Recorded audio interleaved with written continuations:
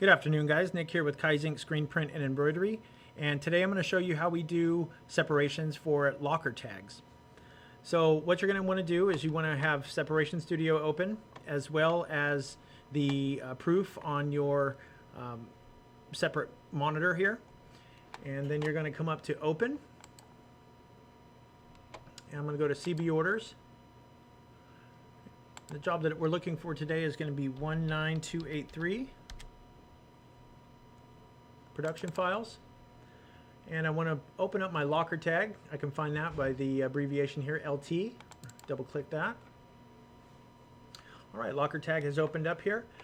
These are going on a royal blue shirt, so I'm going to go ahead and come over here to my textile so I can change the background.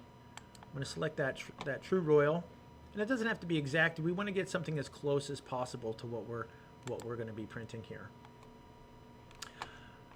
Okay, as you can see, it's changed the background there.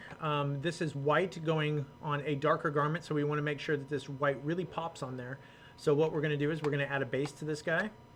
So I'm going to come up here to base, and we're going to adjust our choke over here to 0.04. I'm going to select the solid,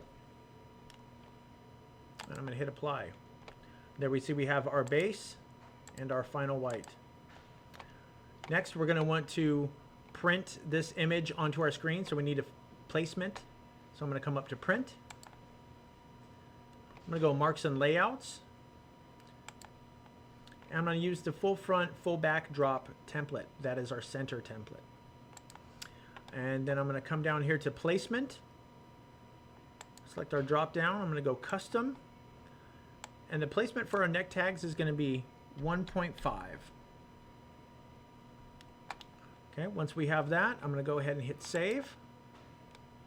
We're going to save that in our hot folder here. Go ahead and save. Separation saved successfully. Hit OK, and you're ready for the next one. Thank you for watching.